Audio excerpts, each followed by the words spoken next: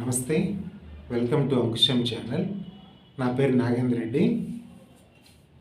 గుణము లేనివాడు కులము గొడుగు పడతాడు అని మహాకవి జాషువా సెలవిచ్చారు. అలాగే ఈరోజు ఆంధ్రప్రదేశ్ రాష్ట్రంలో సంక్షేమంలో కానీ అభివృద్ధిలో కానివ్వండి, ఈ జగన్మోహన్ రెడ్డి గారి ప్రభుత్వాన్ని ఏ రకంగా కూడా విమర్శించడానికి అవకాశం లేనటువంటి నేపథ్యంలో కేవలం కులాన్ని ప్రాతిపదిక చేసుకొని పవన్ కళ్యాణ్ మన ముందరకు వచ్చాడు.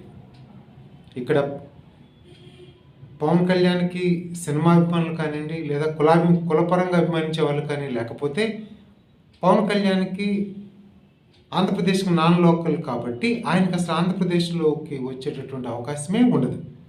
కానీ సోదరులరా,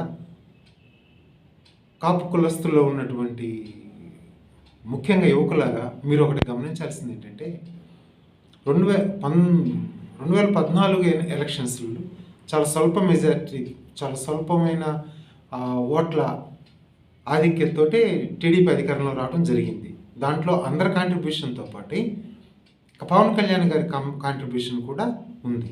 ఆయన కాంట్రిబ్యూషన్ లేకపోయినా, లేదా మోడీ గారి కాంట్రిబ్యూషన్ లేకపోయినా చంద్రబాబు నాయుడు గారు తిరిగి అధికారంలోకి రావడం అనేది జరిగి ఉండేది కాదు. చంద్రబాబు నాయుడు గారు తిరిగి అధికారంలోకి రావడం వల్ల జరిగినటువంటి నష్టము ఈరోజు కంపేర్ చేసుకోండి, 19 తర్వాత ఈరోజు మన రాష్ట్రంలో జరుగుతున్నటువంటి సంక్షేమం, అభివృద్ధి, ఇదంతా కూడాను 14 నుంచి 19 దాకా మనము నష్టపోయినటువంటి సంక్షేమము, అభివృద్ధి అనే సంగతి మీరు గుర్తెరగాలి. దాంట్లో మీరుంటారు, మీ కుటుంబాలు, మీ బంధువులు ఉంటారు, మీ స్నేహితులు ఉంటారు. 2004 ముందర దాకా కూడాను చంద్రబాబు నాయుడు గారే మనకి ముఖ్యమంత్రిగా ఉండేవాళ్ళు. మీలో యువకులారా, మీలో చాలామందికి తెలియనటువంటి ఆ రోజుట్లో ఒక నేపథ్యం మీకు చెప్తాను. రాజశేఖర రెడ్డి గారు ముఖ్యమంత్రి కాకముందు చంద్రబాబు నాయుడు గారి ఆధ్వర్యంలో నడుస్తున్నటువంటి ప్రభుత్వం గవర్నమెంట్ పరంగా మనకి ఏదైనా దారుణమైన జబ్బు వచ్చి ప్రభుత్వ పరంగా సాయం పొందాలి అంటే స్థానిక కూడా కాదు, టీడీపీ ఎమ్మెల్యే కానీ టీడీపీ ఎంపీ కానీ లెటర్స్ ఇస్తే మ్యాక్సిమం శాంక్షన్ అయ్యే అమౌంట్ 20,000. అదే సీఎం పేషీలు ఎవరైనా తెలుసుండి చంద్రబాబు నాయుడు గారితో మంచి ర్యాపో ఉంటే 40,000 మ్యాక్సిమం, అంతకుమించి ₹1 కూడా రాదు. అది కూడాను తెలుగుదేశం పార్టీకి అనుకూలంగా ఉన్న వాళ్ళకి ఇస్తూ ఉండటం అనేది జరిగేది. కానీ 2004లో రాజశేఖర రెడ్డి గారు చీఫ్ మినిస్టర్ అయిన తర్వాత మొట్టమొదట చేసినటువంటి పని ఫీజు రియంబర్స్మెంట్, ఆరోగ్యశ్రీ, 2 ఈక్వల్గా కొద్ది అటు ఇటుగా. దానివల్ల మీ కుటుంబంలో ఈరోజు పవన్ కళ్యాణ్ బహుశా 2004లో పుట్టిన వారికి కూడాను ఈరోజు ఓటు వచ్చి ఉంటుంది. అప్పటికే చిన్నపిల్లగా ఉన్న వారికి కూడాను ఆల్రెడీ ఓటు వచ్చి ఉంటుంది.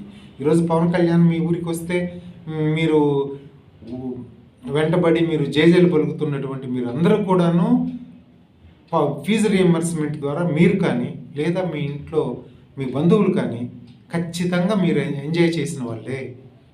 జగన్మోహన్ రెడ్డి గారికి వ్యతిరేకంగా ఓటు వేయటం అంటే ఆ సంక్షేమానికి, ఫీజు రియంబర్స్మెంట్కి మీరు అనుభవించినటువంటి, మీ తోటి వారు అనుభవిస్తున్నటువంటి ఫీజు రియంబర్స్మెంట్కి వ్యతిరేకంగా ఓటు వేయటమే. అలాగే ఆరోగ్యశ్రీ, మీ పెద్దలను అడగండి. ఈరోజు హ్యాపీగా గడిచిపోతుంది, ఆరోగ్యశ్రీ కార్డు ఉంది కాబట్టి ఈ కష్టాల నష్టాల గురించి మీకు తెలియవు యువకులారా. ఆ రోజు గుండె జబ్బులు ఇట్లాంటివి ఏమైనా వస్తే కనుక ఆస్తులు అమ్ముకొని ఆపరేషన్ చేయించుకున్న తర్వాత ఎంతకాలం బతుకుతారన్న గ్యారంటీ కూడా లేదు. ఆ రకంగా వీధిని పడ్డటువంటి కుటుంబాలు, అప్పులు పాలైనటువంటి కుటుంబాలు ఎన్నో ఉన్నాయి. ఇంజనీరింగ్ చదవాలంటే ఖచ్చితంగా అది సామాన్యులకి, పేదలకి భరించలేనటువంటి పెనుభారమేగానే ఉండేది. కానీ రాజశేఖర రెడ్డి గారు వచ్చిన తర్వాత ఫీజు రియంబర్స్మెంట్ పెట్టిన తర్వాత మీకు ఆ బాధ, నొప్పి మీ పేరెంట్స్కి తెలియకుండా పోయింది కాబట్టి ఈరోజు ఆ బాధ్యతల గురించి మీరు ఏమీ చీకు చెందలేదు కాబట్టి మీరు పవన్ కళ్యాణ్ అంటే అరుస్తూ ఉన్నారు. పవన్ కళ్యాణ్ చేసిందండి ఏమీ కూడా వీటన్నిటికీ వ్యతిరేకంగా ఉన్నటువంటి చంద్రబాబు నాయుడు గారిని కుర్చీలో కూర్చోబెట్టడం ఆ రోజు చేశారు. ఈరోజు తిరిగి ఇంత సంక్షేమాన్ని ఆంధ్రప్రదేశ్ ప్రజలు అనుభవిస్తున్నప్పటికీ, ఇంత అభివృద్ధిని కళ్ళ చూస్తున్నప్పటికీ మరలా తిరిగి చంద్రబాబు నాయుడిని అధికారంలో కూర్చోబెట్టుకోవాలని అనుకుంటున్నారు. అట్లాగే ఆయన ఏ రకంగా సరే గెలిచి అందరూ ఎగతాళి చేస్తున్నారు కాబట్టి నేను అసెంబ్లీలో అడుగు పెట్టాలని ఒక ఉద్దేశంతో అటు భీమవరంకో ఇటు తిరుపతికో వస్తున్నారు. 175 నియోజకవర్గాలలో కేవలం అవి రెండే ఎన్నుకున్నారంటే కేవలం వాళ్ళ కులస్తులు ఉన్నారని మాత్రమే. ఆ కులస్తులు ఆ కులం చూసి మీరు అటు తిరుపతిలో కానీ ఇటు భీమవరంలో కానీ ఆయనకు ఓటేశారు అంటే ఒక నాన్ లోకల్కి ఓటేస్తే ఎట్లా ఉంటుంది అనేది 2009లో చిరంజీవి గారికి ఓటేసి గెలిపించినటువంటి తిరుపతి వాసులకి బాగా తెలుసు. ఎవరో ఒక ఇన్ఛార్జ్ ఉంటారు, తర్వాత ఆయన వెన్నుపోటు పడిచి రాష్ట్రానికి విడిపోవటానికి తన వంతు సాయం కూడా చేశారనుకోండి. సరే, అది వేరే ఎపిసోడ్, ఇప్పుడు అది ఆ సందర్భం. ఆయన మళ్ళీ సెంట్రల్కి వెళ్ళిపోవటము, కాంగ్రెస్ పార్టీకి తాను ఉన్నటువంటి పిఆర్పి తను నమ్మి 18 మంది ఎమ్మెల్యేలు గెలిపించినటువంటి జనాలందరినీ కూడా వెన్నుపోటు పొడిచి పిఆర్పి మొత్తాన్ని కూడాను కాంగ్రెస్ పార్టీలో విలీనం చేసేసి మీ తిరుపతి ప్రజానీకానికి వెన్నుపోటు పొడిచారు, రాష్ట్ర ప్రజానీకానికి కూడా వెన్నుపోటు పొడిచి అందులోకి వెళ్ళిపోయినటువంటి నేపథ్యం మీరు గుర్తెరగండి. తిరిగి మళ్ళా మీరు ఇటువంటి పొరపాటు చేస్తే లోకల్గా అటు బొమ్మన కరుణాకర్ రెడ్డి గారు కానివ్వండి, ఇటు గ్రని శ్రీనివాసరావు గారు కానివ్వండి, మీకు నిత్యం అందుబాటులో ఉండేటటువంటి వీళ్ళని కాదనుకొని మా పవన్ కళ్యాణ్ అట్టైనా అసెంబ్లీలోకి వెళ్ళాలి అని చెప్పేసి మీరు ఓటేసి గెలిపించారు అంటే మీరు ద్రోహం చేసుకోవటమే కాకుండా పక్క వాళ్ళకి కూడా ద్రోహం చేసిన వాళ్ళు అవుతారు. మీకు అంటే మీ కులానికి ద్రోహం చేసిన వాళ్ళు అవుతారు, మీ పక్క కులాలకు కూడా ద్రోహం చేసిన వాళ్ళు అవుతారు, సామాన్యులకు ద్రోహం చేసిన వాళ్ళు అవుతారు. కాబట్టి అంతేకాకుండా మీకు పవన్ కళ్యాణ్ ఎట్టి పరిస్థితుల్లో అందుబాటులో ఉండరు. మీకు వెళ్ళి ఒక సమస్యను విన్నవించుకోవడానికి కూడా మీకు అందుబాటులో ఉండడు, తిరుపతిలో అయినా భీమవరంలో అయినా. కాబట్టి మీరు ఓటు వేసే ముందు గతంని మీ తల్లిదండ్రులను అడగండి. పెన్షన్ ఎంత ఇచ్చేవాళ్ళు? 2004కు ముందర పెన్షన్ ఎలా ఉండేది అంటే 60, 80, 90, 100, 200 ఎంత ఇస్తుండేవాళ్ళు. అది కూడా ఏంటి, ఊర్లో ఒక 10, 20 ఉంటే ఒక ముసలతను ఎవరైనా చనిపోతేనే మళ్ళీ ఇంకొకరికి యాడ్ చేసేవాళ్ళు. ఊరికి మొత్తానికి 20 శాంక్షన్ చేశారనుకోండి, ఎలిజిబిలిటీ రావాలి, కొత్తోడికి ఇవ్వాలి అంటే ఇంకొకటి చనిపోవాలి, ఇంకొక ముసలైన అంటే ఈ ముసలోళ్ళు ఇంకొక ముసలోడి చావు కోసం ఎదురు చూడాలి రావాలంటే.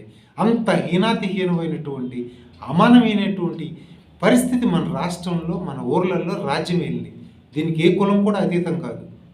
కానీ రాజశేఖర రెడ్డి గారు వచ్చిన తర్వాత కులాన్ని చూడలేదు, మతాన్ని చూడలేదు, ప్రాంతాన్ని చూడలేదు, పార్టీని చూడలేదు. ఆఖరికి ఈరోజు కూడా అటువంటి సుహృద్భావమైనటువంటి వాతావరణంలో చక్కటి డెలివరీ మెకానిజం ద్వారా చక్కగా మనందరికీ కూడా సంక్షేమ ఫలాలు మన ఇళ్లలోకి, మన బంధువుల ఇళ్ళకి, మన తోటి వారికి అందుతున్నటువంటి నేపథ్యంలో యువకులారా, మీరు కులాన్ని చూసుకున్నారు అంటే మీరు గుణాన్ని వదులుకుంటున్నటువంటి ఒక విషయాన్ని మీరు పరిగణలోకి తీసుకోవాలనేది నా విన్నపం.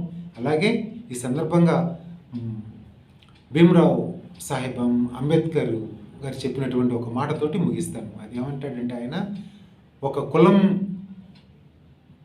పునాదుల మీద కానీ, మతం పునాదుల మీద కానీ ఒక ఆదర్శవంతమైనటువంటి సమాజాన్ని మనం నిర్మించలేము అని అంటాడు. కాబట్టి ఆల్రెడీ ఆదర్శవంతంగా జరుగుతున్నటువంటి పరిపాలనని వదులుకొని కులం కోసం ఓటేయటం అనేది ఎంతవరకు సబబు అనేది ఆంధ్రప్రదేశ్ రాష్ట్ర ప్రజలు, మరీ ముఖ్యంగా తిరుపతి భీమవరం ప్రజలు కూడా ఆలోచించుకోవాల్సినటువంటి సమయం ఆసన్నమైనది మిత్రులారా.